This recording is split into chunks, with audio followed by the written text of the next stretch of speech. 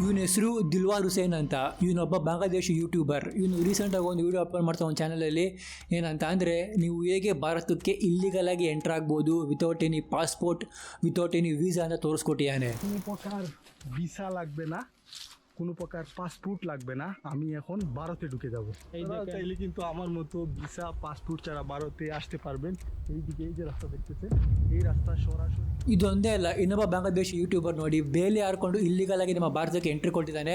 ಇವನು ಭಾರತಕ್ಕೆ ಇಲ್ಲಿಗಲ್ ಆಗಿ ಬರೋದಲ್ದಿರ ಭಾರತಕ್ಕೆ ಬಂದು ಬೈಕ್ನ ರೆಂಟ್ನ ತೊಗೊಂಡು ಆರಾಮಾಗಿ ತಿರುಗಾಡಿಕೊಂಡು ಆ ಒಂದು ವೀಡಿಯೋನ ಯೂಟ್ಯೂಬ್ಗೆ ಕೂಡ ಅಪ್ಲೋಡ್ ಮಾಡಿದ್ದಾನೆ. ಆ ಒಂದು ವೀಡಿಯೋಗೆ ಮಿಲಿಯನ್ಸ್ ಆಫ್ ವ್ಯೂಸ್ ಸಿಕ್ಕಿದೆ. ಆ್ಯಂಡ್ ಅಷ್ಟೇನು ಗೊತ್ತಾ, ಈ ಒಂದು ವೀಡಿಯೋ ಅಪ್ಲೋಡ್ ಆಗಿ ಒಂದು ವರ್ಷ ಹತ್ತತ್ರ ಆಗ್ತಾ ಬರ್ತಿದೆ.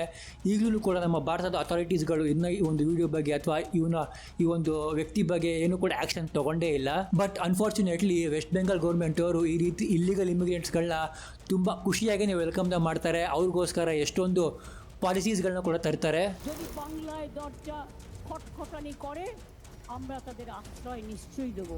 ನೀವೆಲ್ಲ ಅನ್ಕೊಬೋದು ಈ ಇಲ್ಲಿಗಲ್ ಇಮಿಗ್ರೆಂಟ್ಸು ಬರೀ ನಾರ್ತ್ ಈಸ್ಟಲ್ಲಿ ಮತ್ತು ವೆಸ್ಟ್ ಬೆಂಗಾಲಲ್ಲಿ ಮಾತ್ರ ಇರೋದು ಅಂತ. ನೀವು ತಪ್ಪು ತಿಳ್ಕೊಂಡಿದ್ದೀರಾ. ಈ ಇಮಿಗ್ರೆಂಟ್ಸು ಕೋಲ್ಕತ್ತಾಗೆ ಹೋಗಿ ಅವರು ಒಂದು ಫೇಕ್ ಐಡೆಂಟಿಫಿಕೇಷನ್ಗಳನ್ನ ಮಾಡಿಕೊಂಡು ಆಮೇಲೆ ಅವರು ಆಲ್ ಓವರ್ ಇಂಡಿಯಾ ಸ್ಪ್ರೆಡ್ ಆಗ್ತಾರೆ. ಸೌತ್ ಇಂಡಿಯಾಗೂ ಕೂಡ ಬರ್ತಾರೆ. ಬೆಂಗಳೂರು ಕೂಡ ಬಂದಿದ್ದಾರೆ. ಬೆಂಗಳೂರಲ್ಲಿ ಕೂಡ ಎಷ್ಟೊಂದು ಜನ ಈಗಲೂ ಕೂಡ ಇಲ್ಲಿಗಲ್ ಬಾಂಗ್ಲಾದೇಶಿ ಇಮಿಗ್ರೆಂಟ್ಸ್ಗಳಿದ್ದಾರೆ. ಏನೋ ಯೂಟ್ಯೂಬರ್ಸ್ಗಳು ದಾರಿ ತೋರಿಸಿರಲ್ವ, ಅದೇ ರೀತಿ ಇನ್ನು ನೂರಾರು ದಾರಿಗಳಿದೆ ನಮ್ಮ ಭಾರತಕ್ಕೆ ಇಲ್ಲಿಗಲ್ ಆಗಿ ಎಂಟರ್ ಆಗೋದಕ್ಕೆ.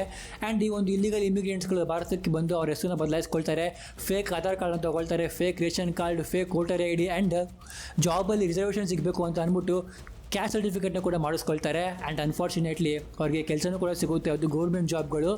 ಆ್ಯಂಡ್ ಗೌರ್ಮೆಂಟ್ ಜಾಬ್ ಇಡೀ ನಮ್ಮ ಗೌರ್ಮೆಂಟ್ ಅವರು ಫ್ರೀಯಾಗಿ ಮನೆ ಕೂಡ ಕಟ್ಟಿಸ್ಕೊಡ್ತಾ ಇದ್ದಾರೆ ಈ ಒಂದು ಇಲ್ಲಿಗಲ್ ಇಮಿಗ್ರೆಂಟ್ಸ್ಗಳಿಗೆ.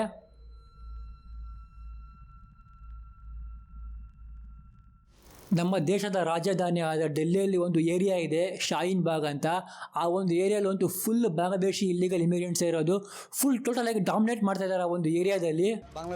बांग्लादेश से शाहीन बाग में आप आप बांग्लादेश से आप बांग्लादेश से आप कहाँ से बांग्लादेश कहाँ से आए हैं बांग्लादेश से आए हुए हैं सरकार आप कहाँ से आए हुए हैं बांग्लादेश। ಆ್ಯಂಡ್ ಅಲ್ಲಿ ಬಂದು ಇಲ್ಲಿಗಲ್ ಆಗಿ ಇರೋದಲ್ದಿರ ನಮ್ಮ ಭಾರತದ ಅಥಾರಿಟೀಸ್ಗಳಿಗೆ ಧಮಕಿನೂ ಕೂಡ ಆಗ್ತಿದ್ದಾರೆ. सरकार अगर आना चाहे तो नहीं आ सकता। शाहीन बाग का नाम सुना आपने?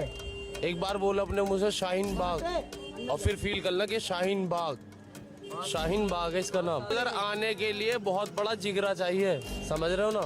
ಈ ರೀತಿ ಇಲ್ಲಿಗಲ್ ಇಮಿಗ್ರೆಂಟ್ಸ್ ಇಂದ ನಮ್ಮ ಭಾರತ ಒಂದು ಕ್ರೈಮ್ ಕ್ಯಾಪಿಟಲ್ ಆಗಿ ಕನ್ವರ್ಟ್ ಆಗ್ತಾ ಇದೆ. NCRBಯ ಒಂದು ರಿಪೋರ್ಟಲ್ಲಿ crimes by foreigners in India ಆ ಒಂದು ಲೀಸ್ಟಲ್ಲಿ ಬಾಂಗ್ಲಾದೇಶರು ಟಾಪ್ ಪೊಸಿಷನಲ್ಲಿದ್ದಾರೆ.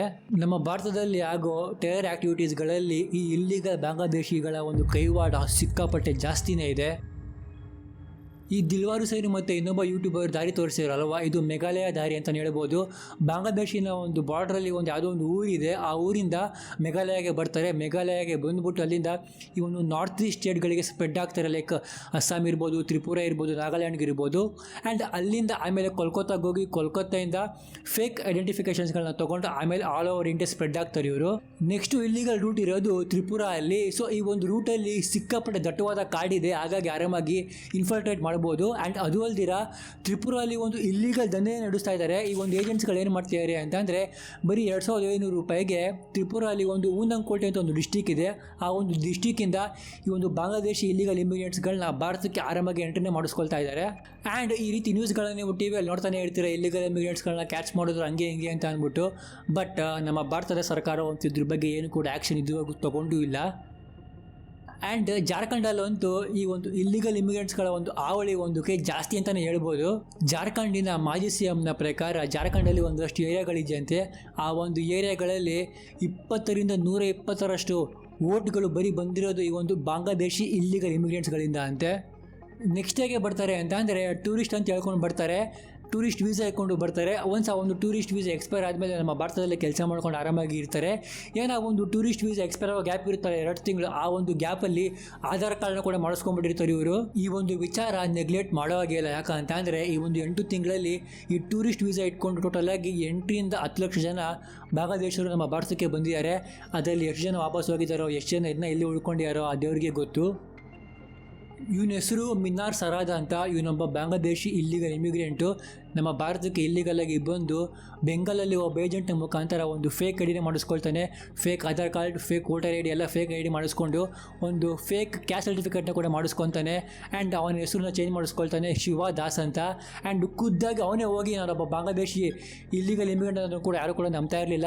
ಆ ಲೆವೆಲ್ಗೆ ಕನ್ವಿನ್ಸಿಂಗ್ ಆಗಿದೆ ಇವೆಲ್ಲ ಫೇಕ್ ಐಡೆಂಟಿಫಿಕೇಷನ್ಸ್ಗಳು.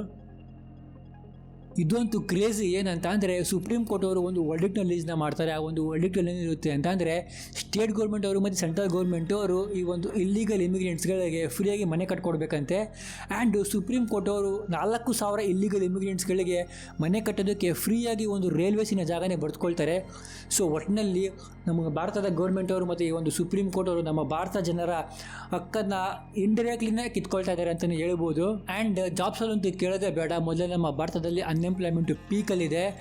SC/ST ರಿಸರ್ವ್ ಆಗಿರೋ ಸೀಟ್ಸ್ಗಳನ್ನ ಕೂಡ ಈ ಒಂದು ಇಲ್ಲಿಗಲ್ ಇಮಿಗ್ರೆಂಟ್ಸ್ಗಳು ಕಿತ್ಕೊಳ್ತಾ ಇದ್ದಾರೆ. ಫೇಕ್ ಐಡೆಂಟಿಫಿಕೇಷನ್ ತೋರಿಸ್ಕೊಂಡು, ಫೇಕ್ ಡಾಕ್ಯುಮೆಂಟ್ಸ್ಗಳನ್ನ ತೋರಿಸ್ಕೊಂಡು ಪ್ರೈವೇಟ್ ಜಾಬ್ಸ್ಗಳನ್ನೆಲ್ಲ ಗೌರ್ಮೆಂಟ್ ಜಾಬ್ಸ್ಗಳನ್ನ ಇವ್ರು ತೊಗೊಳ್ತಾ ಇದ್ದಾರೆ. ನಾನು ಆಗಲೇ ಹೇಳಿದ ಹಾಗೆ ನಮ್ಮ ಭಾರತದಲ್ಲಿ ಈ ಒಂದು ಇಲ್ಲಿಗಲ್ ಇಮಿಗ್ರೆಂಟ್ಸ್ಗಳಿಂದ ಟೆರರಿಸಮ್ ತುಂಬ ಜಾಸ್ತಿನೇ ಸ್ಪ್ರೆಡ್ ಆಗ್ತಾ ಇದೆ. 2018ರಲ್ಲಿ ATS ಅವರು 5 ಜನ ಇಲ್ಲಿಗಲ್ ಇಮಿಗ್ರೆಂಟ್ಸ್ಗಳನ್ನ ಅರೆಸ್ಟ್ ಮಾಡ್ತಾರೆ. ಅವರು ನಮ್ಮ ಭಾರತದಿಂದ ಆಲ್-ಖೈದಾ ಆಪರೇಷನ್ಸ್ಗಳನ್ನ ನಡೆಸ್ತಾ ಇದ್ರು. ಆ್ಯಂಡ್ ರೀಸೆಂಟಾಗಿ 10 ಇಲ್ಲಿಗಲ್ ಇಮಿಗ್ರೆಂಟ್ಸ್ಗಳನ್ನ ಅರೆಸ್ಟ್ ಮಾಡ್ತಾರೆ. ಇವ್ರೇನು ಮಾಡ್ತಿದ್ರು ಅಂತಂದರೆ ನಮ್ಮ ಭಾರತದ ಮುಸ್ಲಿಮ್ಸ್ಗಳಿಗೆ ಬ್ರೈನ್ ವಾಶ್ ಮಾಡಿ ಒಂದು ರಿಲಿಜಿಯಸ್ ವಾರ್ಗೆ ಪ್ರಿಪೇರ್ನ ಮಾಡ್ತಾಯಿದ್ರು. ಆ್ಯಂಡ್ ಏನಕ್ಕೆ ವೆಸ್ಟ್ ಬೆಂಗಾಲ್ ಗೌರ್ಮೆಂಟ್ ಅವರಿಗೆ ಒಂದು ಇಲ್ಲಿಗಲ್ ಇಮಿಗ್ರೆಂಟ್ಸ್ಗಳನ್ನ ಅಷ್ಟು ಸಪೋರ್ಟ್ ಮಾಡ್ತಾರೆ ಅಂತಂದರೆ ನೀವು ಅರ್ಥ ಮಾಡ್ಕೊಬೇಕು. ಎಲೆಕ್ಷನ್ ಪಾಯಿಂಟ್ ಆಫ್ ವ್ಯೂ ನೋಡಬೇಕು ನೀವೇನು ಅಂತಂದರೆ ಈ ಒಂದು ಇಲ್ಲಿಗಲ್ ಇಮಿಗ್ರೆಂಟ್ಸ್ಗಳಿಗೆ ವೋಟಿಂಗ್ ರೇಟ್ಸ್ನ ಕೊಡ್ತಾರೆ. ವೋಟಿಂಗ್ ರೇಟ್ಸ್ನ ಕೊಟ್ಬಿಟ್ಟು ಆ ಒಂದು 10,000 20,000 ಜನದಲ್ಲಿ 5,000 ಜನ ಇವರಿಗೆ ವೋಟ್ ಮಾಡಿದ್ರೆ ಅವ್ರ ಪಕ್ಷ ಅಂತಲೇ ಗೆಲ್ಲೋದು. ಆ್ಯಕ್ಚುಲಿ ಇದು ಸ್ಯಾಡ್ ರಿಯಾಲಿಟಿ ಅಂತಲೇ ಹೇಳ್ಬೋದು ವೆಸ್ಟ್ ಬೆಂಗಾಲಲ್ಲಿ. ದಯವಿಟ್ಟು ನಮ್ಮ ಭಾರತದ ಸರ್ಕಾರ ಈ ಒಂದು ಇಲ್ಲಿಗಲ್ ಇಮಿಗ್ರೆಂಟ್ಸ್ಗಳು ನಮ್ಮ ಭಾರತಕ್ಕೆ ಬರೋದನ್ನು ತಡಿಬೇಕು. ದಯವಿಟ್ಟು ಬಾರ್ಡ್ರನ್ನ ಹಾಕಬೇಕು. ಎಲ್ಲೆಲ್ಲಿ ನಿಮಗೆ ಗೊತ್ತಾಗುತ್ತೋ ಅದೆಲ್ಲ ಹೋಗ್ಬಿಟ್ಟು ಬಾರ್ಡ್ರನ್ನ ಹಾಕ್ಬೇಕು. ಅದೇನು ಕಷ್ಟ ಅಲ್ಲ. ದಯವಿಟ್ಟು ಇದನ್ನು ತಡೀರಿ. ಸೊ ಈ ಒಂದು ಇಲ್ಲಿಗಲ್ ಇಮಿಗ್ರೆಂಟ್ಸ್ ಏನು ಮಾಡ್ತಿದ್ದಾರೆ ಅಂತಂದರೆ ನಮ್ಮ ಭಾರತದ ಹೆಸರಲ್ಲಿ ಕ್ರೈಮ್ಸ್ಗಳನ್ನ ಮಾಡ್ತಿದ್ದಾರೆ. ಆ್ಯಂಡ್ ನಮ್ಮ ಭಾರತದವರ ಜಾಬ್ಸ್ಗಳನ್ನ ಕಿತ್ಕೊಳ್ತಾ ಇದ್ದಾರೆ. ಅವರ ಒಂದು ಫ್ರೀಡಮ್ನ ಕಿತ್ಕೊಳ್ತಾ ಇದ್ದಾರೆ. ಎಲ್ಲ ನೋಡಲ್ಲ ಕಿತ್ಕೊಳ್ತಾ ಇದ್ದಾರೆ. ಸೊ ಹಾಗಾಗಿ ಗೌರ್ಮೆಂಟ್ ಅವರು ಈ ಒಂದು ವಿಚಾರನ ತುಂಬ ಸೀರಿಯಸ್ ಆಗಿ ತೊಗೊಬೇಕು. ಅಲ್ಲಿ ತೋರಿಸ್ತಾ ಇದ್ದಾರೆ, ಅಲ್ಲಿಂದ ಆರಾಮಾಗಿ ಬರ್ಬೋದು ಅಂತ ಅಂದ್ಬಿಟ್ಟು ಅದನ್ನು ತೋರಿಸಿದ್ರು ಕೂಡ ನೀವೇನಕ್ಕೆ ಆ್ಯಕ್ಷನ್ ತೊಗೊಳ್ತಾ ಇಲ್ಲ ಅಂತಂದರೆ ನನಗೆ ನಿಜವಾಗ್ಲೂ ಅರ್ಥ ಆಗ್ತಿಲ್ಲ. ದಯವಿಟ್ಟು ಎಲ್ಲ ಬಾರ್ಡರ್ಸ್ಗಳನ್ನ ಕ್ಲೋಸ್ ಮಾಡಿ ಈ ಒಂದು ಇಲ್ಲಿಗಲ್ ಇಮಿಗ್ರೆಂಟ್ಸ್ಗಳನ್ನ ಬರೋದನ್ನು ಕಮ್ಮಿ ಮಾಡಿಸ್ಬೇಕು. ನೋಡಿ, ನೀವು ವೀಸಾ ಇಟ್ಕೊಂಡು ಲೀಗಲಾಗಿ ಎಷ್ಟು ದಿವಸ ಬೇಕಾದರೂ ಬನ್ನಿ, ನಮಗೇನು ಪ್ರಾಬ್ಲಮ್ ಇಲ್ಲ. ಬಟ್ ಇಲ್ಲಿಗಲಾಗಿ ಬಂದ್ಬಿಟ್ಟು ನಮ್ಮ ಭಾರತದಲ್ಲಿ ಪ್ರಾಬ್ಲಮ್ನ ಕ್ರಿಯೇಟ್ ಮಾಡೋಕ್ಕೆ ಹೋಗ್ಬೇಡಿ. ಆಗಲಿ ಸುಮಾರು ಪ್ರಾಬ್ಲಮ್ ಇದೆ. ದಯವಿಟ್ಟು ಈ ಒಂದು ವಿಡಿಯೋನ ಸುಮಾರು ಜನಕ್ಕೆ ಶೇರ್ ಮಾಡಿ, ಆದಷ್ಟು ಅವೇರ್ನೆಸ್ ಗೊತ್ತಾಗಲಿ ನಮ್ಮ ಕನ್ನಡ ಜನರಿಗೆ ಅಂತ ಹೇಳ್ತಾ ಮುಂದಿನ 60 ಫ್ರೆಂಡ್ಸ್ ಅಲ್ಲಿರೋಗೂ signing off. Take care, bye. ತಾನೇ ಚೆನ್ನಾಗಿ ನೋಡ್ಕೊಳ್ಳಿ. See you soon.